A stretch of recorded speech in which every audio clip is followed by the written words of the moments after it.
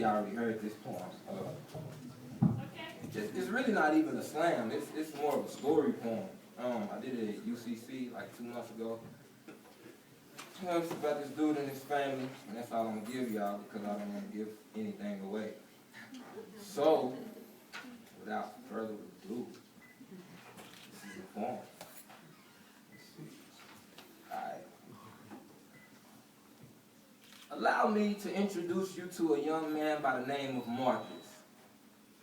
He's admired by all of the ladies, and he's cool with all of the dudes, and he's 1 year away from finishing high school. And everyone thinks his life is drama-free and is as perfect as can be, but his personal life is obviously what they don't really see. See, 17 years prior to Marcus's birth, Marcus's father became the perfect example of the process of sublimation.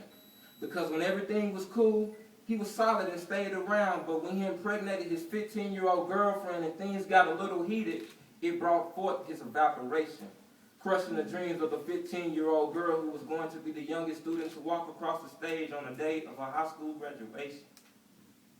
Refusing to be like his father, Marcus made a vow to always be there for his mother. And right now is the time for them, to really be there for each other, especially since they are trying to cope with the loss of his little brother who was an autism victim. Marcus tries to stay focused, but he thinks about this loss and sometimes it alters his vision. Then he starts to envision, if his father would have stayed around, would it have caused any difference? Then his thoughts starts to cut into his brain with perfect force and precision. Suddenly he thinks to himself, there's no time for reminiscing. There's no time to start wishing. Then he goes to his mother while she's standing in the kitchen, gives her a hug, turns her around, looks her in the eyes and says, Mom, listen. I know you don't want me to get a job and you want me to stay in school, but you've been out of work and there's no money to pay the dues. It's like we are in a constant fight with life, and even though we put our best in, it still seems like that we are destined to lose. She looks at her son and says, okay, son, as long as you stay in school, I have no problem with you doing what you feel you need to do. And regardless of what happens, just know one thing, Marcus, I love you. He looks back at his mom and says, you've been hurt by many people, Mama, and you still made it through.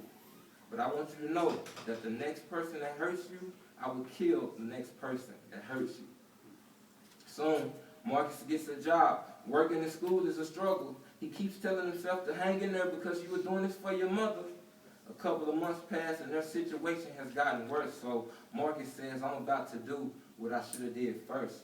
So without informing his mother, Marcus quits his job with no intentions of going back.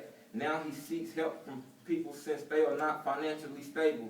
And when he goes to ask people for help, they lie and say, we can't. We're just not financially able. Tired of not getting help and always doing what's right, Marcus decides to make a decision that he feels would change the course of his life.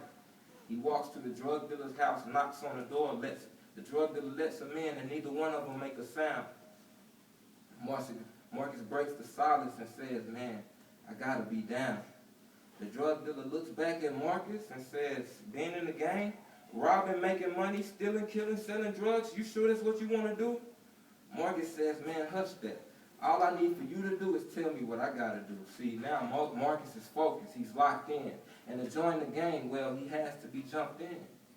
So they start to beat him with their fists, sticks, and chains. But Marcus don't care because for the money he is about to make, he's willing to endure the pain. And after the beating is done, the gang tells him, understand, Marcus, that now you're in something more than just a gang. You're a part of our family, and families stick together. With blood on his face, clothes torn, thinking about his mom, Marcus says, I know that, and for my family, I'll do whatever. But the night is not over. The beating is not the only initiation. Marcus has to show his newfound family his newfound appreciation. They say, Marcus, your next test is after we find a person on the street, we will tie him up, blindfold him, give you a bat, and you have to beat him till there's nothing left. And in case you don't understand what we mean, Marcus, is very simple. You have to beat him to death. You see, Marcus, you claim that you're ready. Yeah, that's what you say. But I know when you're ready to see. I know when you're ready when I see if you can get a beating and give a beating all in the same day. Marcus says, I'm ready. There's nothing to it.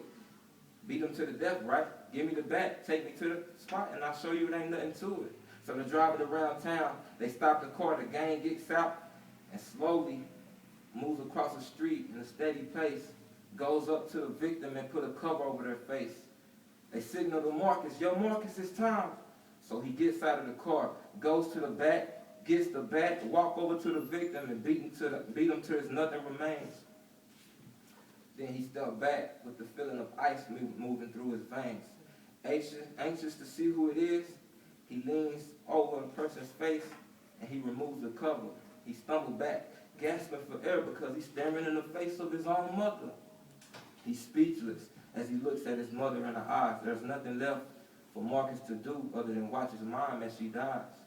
He runs back to the car in disbelief of what he has done, reaches under the seat and grabs the drug dealer's gun.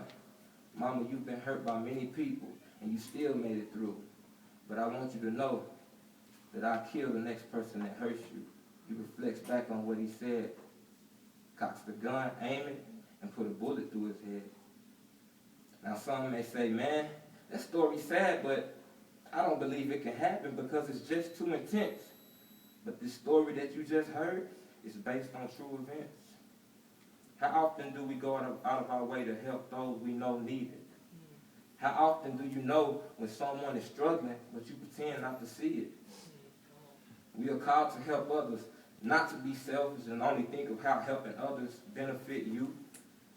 Just think where you would be if Christ decided to be selfish towards you. So when someone in need come up to you and ask you for help, don't tell them, leave me alone, get away, move from around me.